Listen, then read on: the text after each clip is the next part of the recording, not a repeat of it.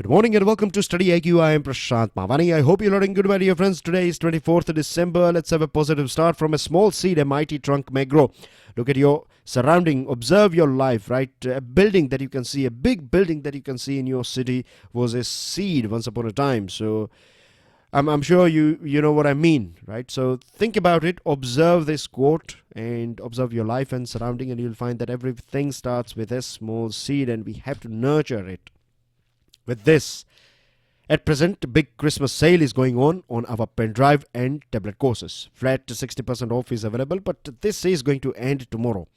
So you can gift yourself or your friends or your loved ones a pen drive course that will change their life, of course, because it will help you immensely with your preparation. So think about it. With this, dear friends, we have many important articles to go through. The first one that we are going to understand today is this one, Water Woos, one of the most important article for your prelims, for your mains, for your interview, because you can find some facts here, you can find some other important things here, like in terms of fact, Niti Aayog has came out with this estimation that 600 million people in our country are facing acute water shortage. So 600 million, roughly speaking, 50% of our population is facing acute water shortage. This is going to create, of course, social unrest. It can create political unrest. It is already damaging our health. It is breaking our family system, and it is creating so many problems, like neighbors. Nowadays we find that neighbors are fighting for sharing that water, and this results in various different, it in a very subtle way. It is changing our behavior, and 2 lakh people die every year in our country. Now, we have so many things, right, that is killing us, like air pollution is there, sound pollution, an underestimated time bomb, I would say. Sound pollution is again, disturbing the peace, and it is creating so many subtle, you can say, health-related diseases because of this excessive sound pollution. Then now we have this water pollution that is already, creating big problem. But now we have no access to clean water. So 2 lakh people are just dying because of not having access to clean water. Think about all those people. They have access to water, but that is polluted. And here we find that they don't have access to clean water, so they have to rely on dirty water. So a country, a civilization that started on on the banks of river is now facing acute water shortage. 50% plus population is facing acute water shortage, and that's a matter of concern. By 2020, now we are not in 2018 anymore, right? Just a week to go. For 2019. So in a year's time, 21 cities will run out of groundwater. This reminds us of Cape Town, right? Cape Town faced a sort of similar situation, and now we find that 21 cities in our country, they are going to run out of groundwater. Was it a couple of days ago we were talking about this groundwater extraction, and this report that out of total world's groundwater extraction, just 25% is extracted by our country. If China, populated country, big country, industrial country, as well as USA, industrial country, roughly not that populated like India and China, but it is not a very, you can say, the population is quite reasonably all right over there. So, but heavily industrialized country. So clean, water or groundwater is extracted by both these nations. But if you total the groundwater that they are using and extracting, India is just one country. Like India is extracting more groundwater than the combined groundwater extracted by China and USA. So from this thing as well, you can understand that 25% of total world's groundwater is extracted by our country, India. Water scarcity is a clear and present danger, not a distant threat. We have to understand this thing. And we are talking about double-digit growth. But what we are going to do when we are going to face some 6% loss in our GDP just in a decade or so because of this water woes, right? Then we have this Woodrow Wilson Center that is in Washington, and its finding is quite, it's not a threat. It is of course a threat, but it is a reality too. It's not a distant threat. It is something that we have to worry about today itself, because you see these big rivers. Look at on your screen. You have this big rivers like Indus, you have Brahmaputra, you have all these rivers. Yeah, Yellow River, Yangtze, then Irrawaddy, Mekong. That is scattering so many this ASEAN countries. Irrawaddy is just like similar to Ganga of Myanmar.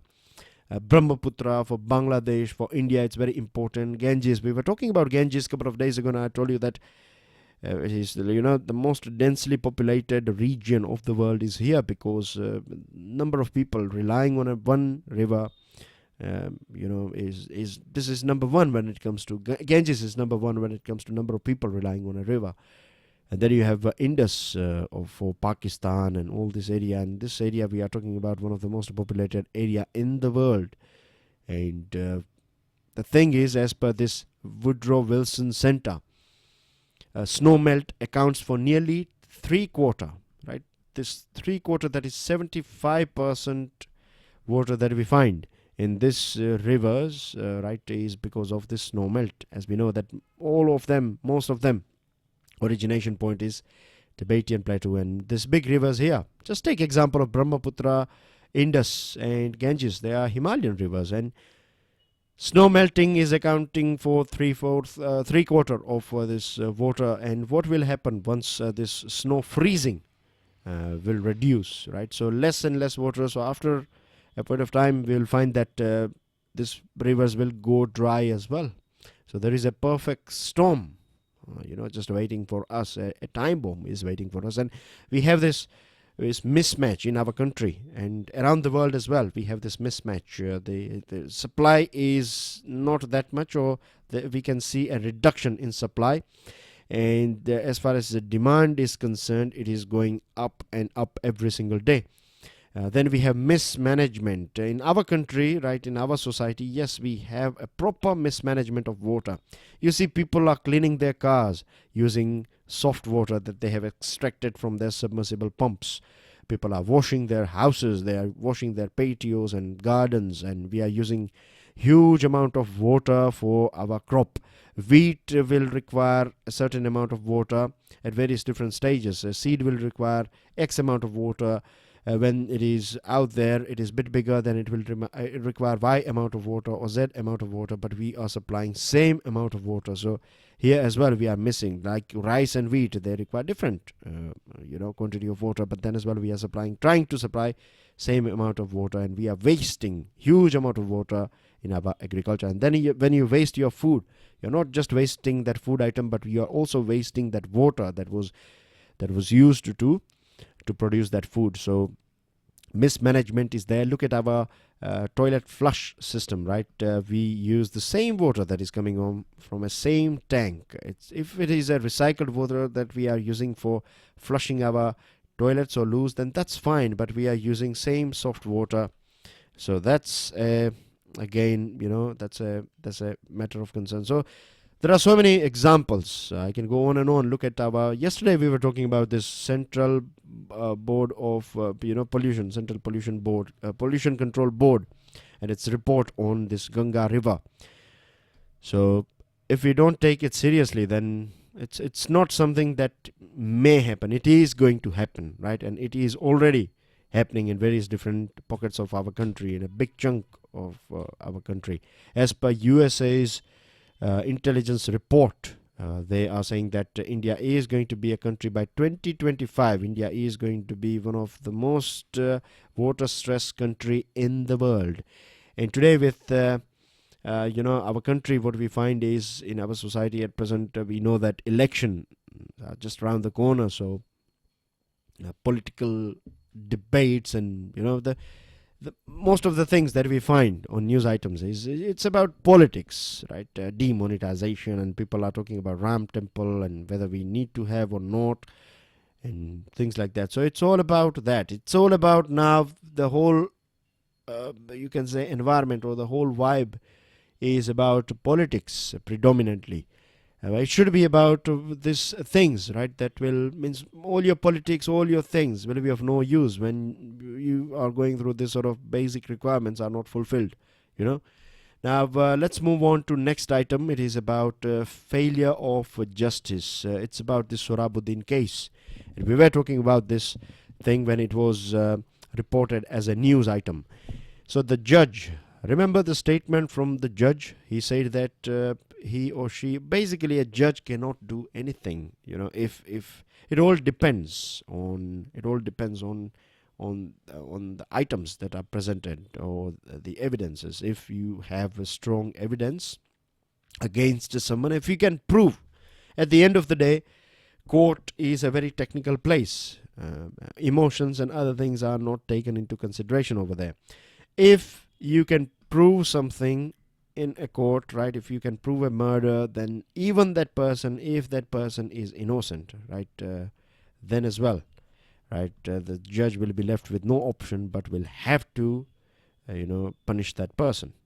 In real world, that person is innocent, but if you have proved this thing, that this is the person who is involved in that murder, and if the defense, or the person who is defending this person, if the defense cannot protect, if the defense side cannot defend this person, and if the prosecution side can prove this thing, then the judge will have to punish that person. Same thing goes when someone has done something, and if you cannot prosecute that person, then that's it, right? If you cannot prove a murder, then that person is innocent. Simple as that. So I'm not saying that say everyone, even judges, if you meet some judges and if you ask them, then you will realize that it's not sigma 6. Sigma 6 means it's not a perfect system. We cannot say that judiciary is a flawless system, that there will not be any error at all, or there has not been any error at all. And it's not just about our country. If you go through various different judiciaries around the world, you find the same thing.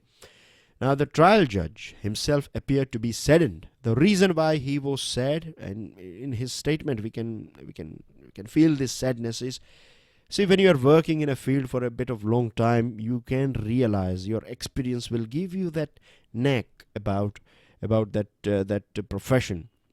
From the documents, from the faces, from the body language, there are so many things, right?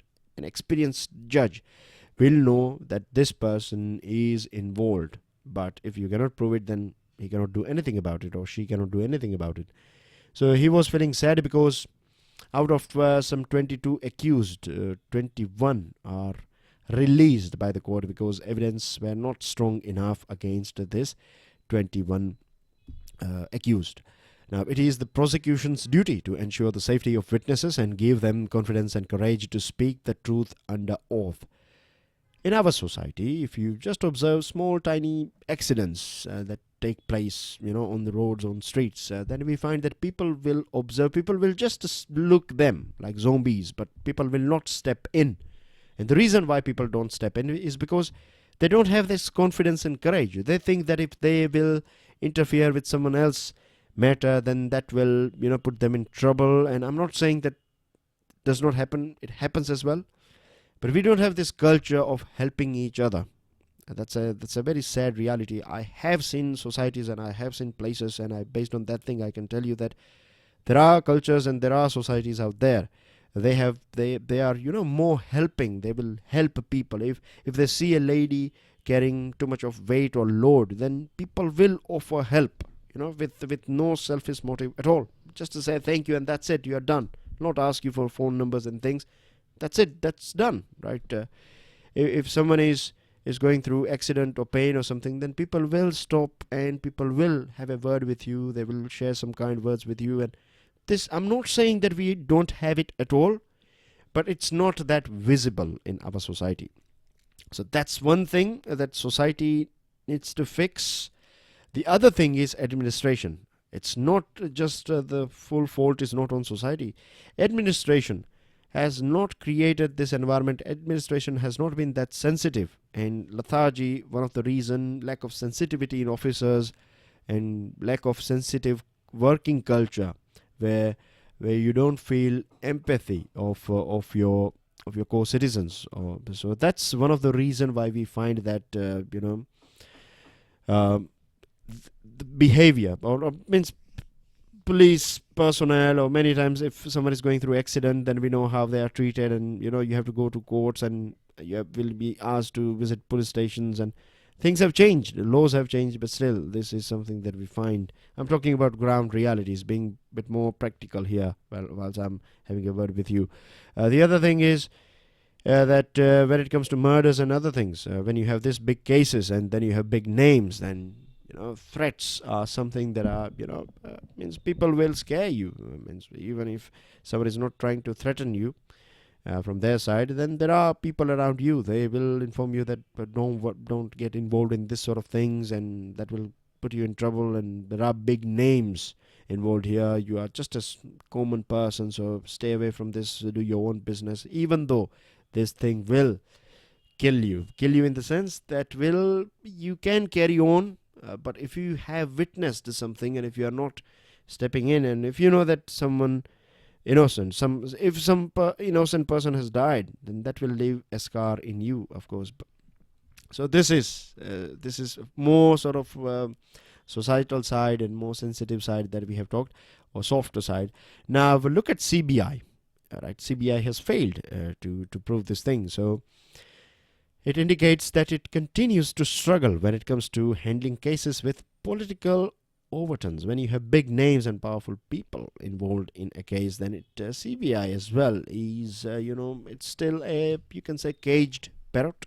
And Mr. Vanzara, who is a former DG of Gujarat, and DG, of course, DG Police, Deputy Director General of Police of Gujarat, and he said that his tweets, he said that this preemptive encounters were needed to save Mr. Modi. So he's coming out with these tweets, and now these things are proved in court. So something was not right, and people have not followed rule book. But then again, we have to ask questions, right? These things we can debate. This debate can go on and on this thing, whether protecting a person, important person, is more important, and following rule book, is it practically possible all the time? And if you have gangsters who are threatening some important person, if they are going to kill those important person or anyone, then what is the right thing to do? So these are the things that we need to ask ourselves. Capital idea, it's about infusing or injecting money in the market indirectly. You inject money in the bank, and then banks will inject money in the market, and this will create a sort of environment of I would say positivity. The centre has sought Parliament's approval to infuse an additional 41,000 crore in public sector banks. 41,000 crore is not a small amount, and 42,000 crore that is already budgeted for infusion. With this, government wants to add 41,000 crore. So we are talking about a proper total injection of 83,000 crore rupees. And one of the reason is that 11 public sector banks are under PCA, that is prompt corrective action at present. So when you are under PCA, RBI is having the main steering wheel is in the hands of RBI. So whether you can give fresh loan or not, it will be the final. You have to get approval from RBI before releasing the money. So there are 11 public sector banks. They are under PCA, and one of the main reason is NPA, that is non-performing assets. Too much of non-performing assets have kept these banks under this PCA. So if money is injected in these banks, then many of them can come out of this PCA, and they can have independence. So it's a question, right? We'll talk about it in a minute. But let's understand here that let's take example of these four banks: Allahabad Bank, Bank of India, Corporation Bank, and Bank of Maharashtra. So Allahabad Bank and Bank of India, they have not performed that well when it comes to recovery of money and sorting out their NPAs. But Corporation Bank and Bank of Maharashtra, they have performed very well. They are trying their level best, and they are doing something. They are practically doing something, and it looks like they are doing right as well. They're trying everything. They're leaving no stone unturned, right? They're trying every trick in the book to get that or recover that money, NPA. So support should be provided to those banks who are struggling, who are trying to get up rather than those banks who are not paying any sort of that much attention and not investing that much energy. So this is something that we have to understand, because if a bank is trying its level best, that means that you have that culture and structure in that bank, to get up. You have that bounce back quality or culture in that bank, so you need to support that. And it all depends. Right now, the question that we were talking about is that it all depends on how and to which bank this money is distributed. Of course, the elections are just around the corner, so government wants to create this positive environment, and there is no harm in it as well, because when your loans are cheaper, when money is available, people will invest that money, and people will utilize that money, people will buy more products and things. So that will give boost to everyone. But we have to ask, if we are giving this much money, then we have to ask this question, and we have to make sure that we give money to those banks where we find a positive vibe.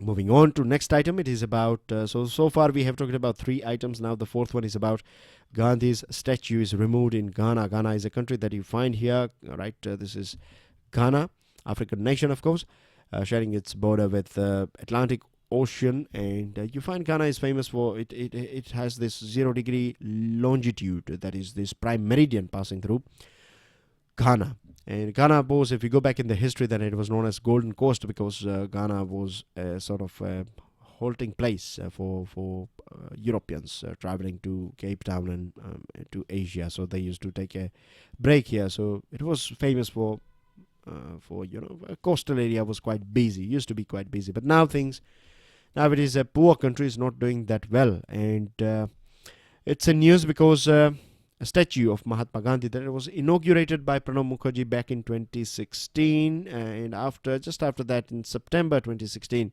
it was inaugurated in June 2016, and in September 2016 there was a protest in Ghana, and people were asking for removing Gandhi's statue from there, and they are saying that Gandhiji was a racist, and that is the reason he was racist towards African people, and this is one of the main reasons why they don't want to see a statue of Mahatma Gandhi in their country. Now, are they right or wrong? For that, we have to, flip some pages of history. Hegel, a very famous philosopher. Early on, he used to praise India, he used to praise our society and other things, and later on, he started saying these things that this civilization as well as technological development and other things, or scientific development in India cannot compare with European standard. So, early on, he used to praise India, then later on, we find that his views were a bit different. And the same thing goes with Gandhiji as well. Gandhiji's thoughts and attitude towards African people was a bit negative, right? But we have to understand that every one of us, right, we grow. What my views were 4 or 5 years ago, they are changed now, right? They are a bit more mature when I compare myself with, 5 years ago, what I used to be. And same thing happens with every human being. If we are trying to improve ourselves, then we find positivity, we find more depth, we find more broadness and more things in our thoughts and in our attitude and other things. So with Gandhiji, right, earlier on, his views could have been negative. I'm not saying that he was thoroughly perfect. He was not born perfect, as he has said as well, directly, indirectly, that he has, gone through so many troubles and pains and things. So he was a normal person, just like you and I, right? When we make him a big celebrity and father of nation, and then everything that is done by him is scanned and it is, under microscope. So earlier on, his views and attitude was bit negative, but look at the work that he has done. Later on, he was working for the downtrodden. He was working for everyone, right? He was more spiritual, more religious, more humane. When he became a bit mature, when he came to India, and at that point of time he was a bit more mature, right? And in his early 20s and 30s could have been a different man. So we have to understand this thing, right? And that happens with every one of us. Now, September 2016, as I told you, this academics at the university launched a petition that the statue should be removed. And it's not that just this sort of things are taking place in Africa. In our country as well, we are trying to get rid of Lenin's statue. In fact, in 2 occasions in northeastern part of our country, we have seen this sort of things as well, incidents as well. And one thing that I agree with Africans is that they need to have their own African heroes, right? They have good people over there. They have mighty leaders over there in Africa. So they need to have those heroes and heroines over foreigners. So that's right. But at the same time, we have to understand that Gandhiji was not racist all his life. If some of his views are disturbing, then this was his earlier life. And the other thing is, racism is something that is quite common in our country, in our society. Look at the products, right, that are directly, indirectly telling you that if you have a dark skin, then you are not that good. If you are a fair skin, then you are good. So still this mentality is there. Look at this advertisement in, good newspapers. Open Sunday's The Hindu newspaper and you will find advertisement of this matrimonial advertisement where people are trying to, they clearly say that they need a fair lady or a groom, and they are talking about even if you see our society, we are fair and handsome and fair and lovely, and so many products. What they are doing is that's a kind of racism, isn't it? Caste system, and there are so many, you can say, people from this region are this, and stereotypes and all these things. So our society is not that clean as well. We have to clean our home first, right? So that's a thing. Moving on to what is altruistic surrogacy. Now this one is about this surrogacy bill that is approved in Lok Sabha. Now it is going to go into Rajya Sabha, and there are so many things that needs to be repaired. If we go through laws in various different parts of the world, like UK, they have this surrogacy, but this is purely, over there they say that this law is only altruistic in nature, surrogacy allows, or you can go for surrogacy if it is altruistic, like if you are helping someone, then only. It cannot be for money. In our country, it has been used. It was a big market, right? And if I'm not wrong, it is even a big market today as well. So Australia, again, it restricted this pre-approved payments to surrogacy. But under the table, if you are giving money and gift and things like that, then it's difficult to find out. So government cannot literally stop it.